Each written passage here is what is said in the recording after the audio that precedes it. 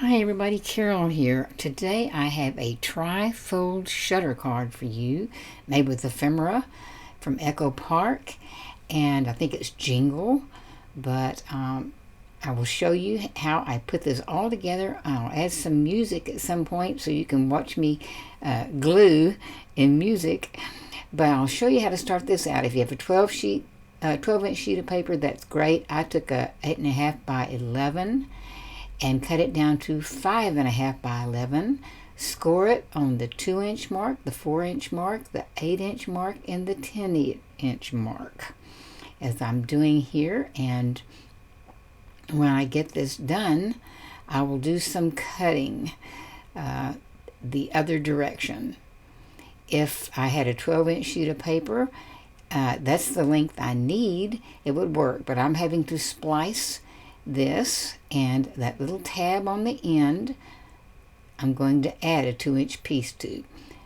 I'm showing you here that by sliding it over, my first cut is 1.5 inches. So if it's 5.5 inch wide, then take 1.5 inches off, and that puts me on the 4-inch mark. Now I'm only going to cut as far as that first 2-inch fold mark, score mark. So now I'm sliding it over for the final 1.5-inch strip, which is going to leave me 2.5 in the middle. 1.5, 1.5, and 2.5 makes 5.5, which is actually the height of the card. So then the scores will come into play, and here you go.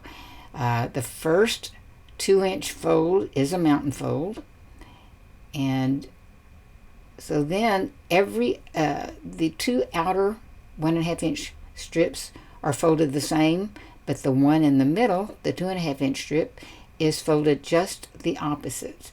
So if you start with a mountain fold, everybody has a mountain fold on that 2-inch strip, but then after that there is a mountain fold, a valley fold, a mountain fold. And then the next one will be just the opposite, and you'll see how it turns out. I will be adding a 2-inch strip onto the 1-inch tab that was left at the end, which will leave me with just the 2-inch showing. If you can see right there, I have to have something to glue it onto.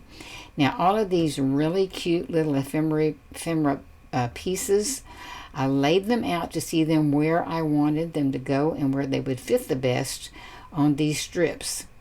And then as I had them organized, I put them off one at a time in place, and so I'll know where they go, and then add some Tombow Mono Multi glue. I glue it on there first so that it can set aside and dry, and then it's repositionable.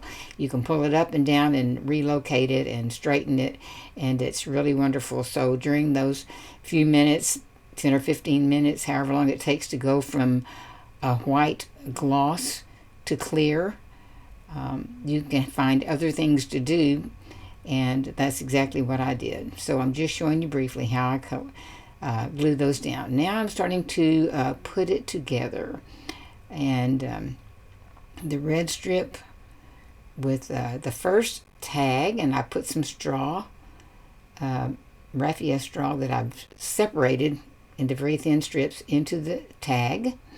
Then I decided I wanted to add a little bit of pattern paper onto this to give it a little extra oomph.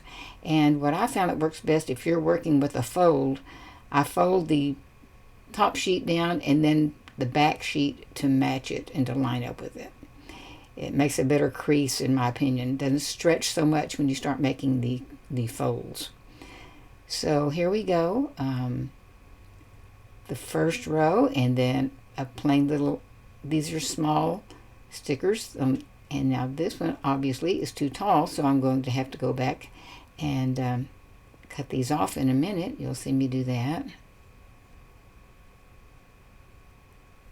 Line those up, then a big one for the middle row. Line it up between the two scores. Then another tag with some more raffia. This one I ended up having to cut off the bottom just a little bit because sometimes they rub each other when the folds are made. And so then the bottom row, I put the red polka dot on that also, but on the other end. Starting with the left-hand side, the other one started right in the center. So, and again, I'll show you how I do that. I fold it first, and then I'll pull the top paper over and bend it over that hump. So adding a little Christmas tree here. I still had ephemera left over, believe it or not. Now this one, this skinny strip, was too long, so I had to cut off the ends. Not that that matters, but you just have to adjust sometimes. Then another polka dot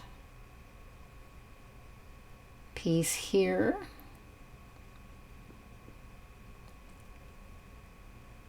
Just again to give it some interest.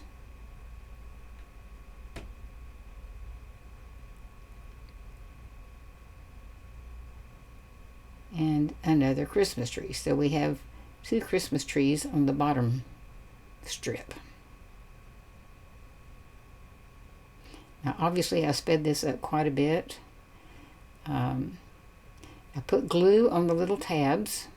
You can see them shining there. See the glue shining a little bit.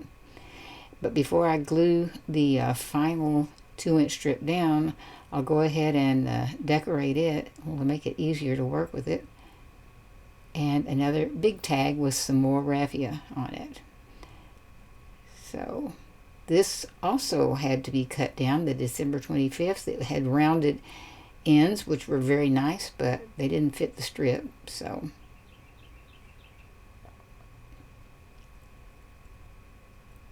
and I ended up having to adjust that just a little bit.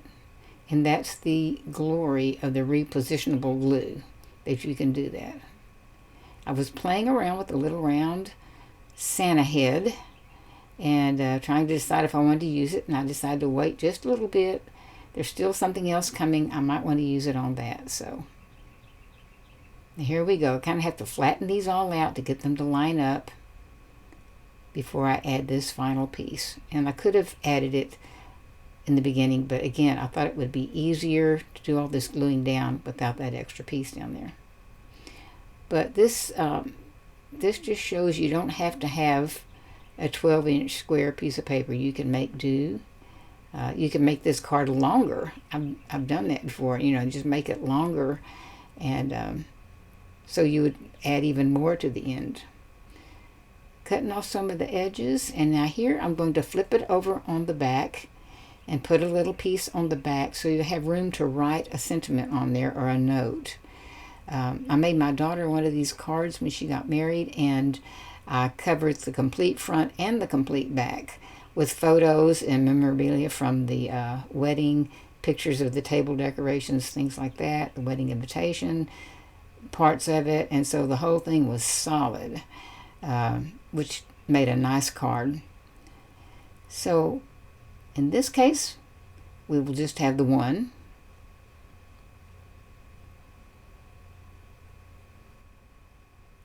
And I decided, just for some interest, to have red and white. There's the little Santa Claus head, and I added those pieces that I cut off from the front onto the back side just for color and interest. So there is the completed card without music because there wasn't time to put it in there. But I hope you enjoy looking at this. It is a lot of fun. It's someone can pull this out of the envelope and then just look at the different sections and move it around. It does fit very nicely into an envelope, and you just have to tuck the little threads, the little raffia in, because it tends to want to do its own thing. So just showing you how that looks. And again, that's room to write a note if you want to. You don't even have to put that part on there, of course.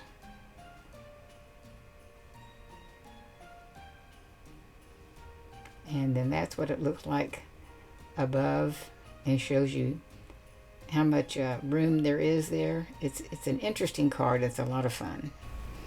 Now, as a little extra bonus, I decided to make something to go with this card. And I'll show how it fits into an envelope so easily and pulls out and looks so nice. I think people would get a kick out of getting a card like this and just be able to pull it apart like that. But also, as I was saying, I decided to make a little side project here to go with it using another piece of ephemera there. I took one of these little baskets, bags that I think I picked these up at Hobby Lobby, covered one side and could cover both sides. I could cover all four sides with the green, but did that, put on a piece again of the ephemera and then one of the tag pieces, tied a long piece of raffia on it, tied it into a knot, and then separated the little pieces just for interest to make it look nice and full. So you could do this with every card you make if you wanted to. If you were setting a table, it'd be cute for a place card, that type of thing. So here they are. Thank you so much for joining me today. I hope you'll give this a try if you haven't already. I've made several, so you probably have too. So I hope you enjoyed this, and come back soon. I'll have another card or calligraphy writing out. Thank you again so much, and have a wonderful rest of the day. Bye-bye.